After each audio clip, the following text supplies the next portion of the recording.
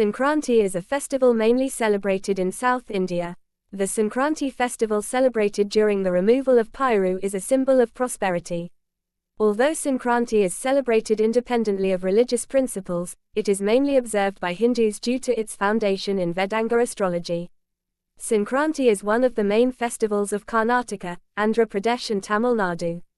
Astrology is recognized as the eye of the Vedas, one of the 6 Vedas, which are famous as the organs of the Vedas, which are the foundation of ancient Hinduism. Since the Vedic period, astrology has been used to determine the timing of auspicious deeds, the position of the planets, constellations, eclipses, sunrises, auspicious results, and festivals according to the seasons. According to this Shastra, when the sun enters Nirayana Makarashi, it becomes Makar Sankranti. This season falls around January 14th of the Gregorian calendar every year.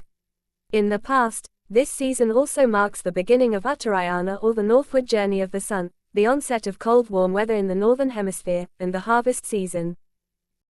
Though now Uttarayana falls on December 22nd, Uttarayana is also celebrated on Makar Sankranti, which falls on January 14th as before. In the story of Mahabharata, Ikar died. It is said that Bhishma waited for Uttarayana Parva to die.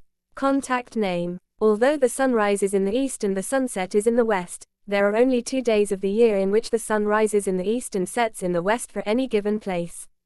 Those days are called equinox. On that day, day and night divide the day equally, i.e. into 12 hours. During the rest of the year, the share of day and night is not equal. In summer, there is more daylight, less shade. In winter, daylight is less and darkness is more. Except on equinox days, the sun rises either to the right, i.e. north, or to the left, i.e. south, of east. As winter, i.e. the amount of darkness, increases, the sunrise is seen to move further south. At last one day it reaches the extreme point of the south and is found to be immovable, and from the next day the sun rises again and moves in the opposite direction. That means the sun will stop its movement towards the south and start moving towards the north. This day is the day of Uttarayana. It is a foretaste of the coming summer after winter, also known as winter solstice. Around December 22nd this day. Although this day should be marked as Makar Sankranti, traditionally we celebrate Makar Sankranti in the middle of January. From here, the sunrise moves northward for another 6 months, reaching the equinox again in between, and still moving in the same direction, northward. The more north you go, the more daylight there is. As the temperature of the sun increases, we feel summer.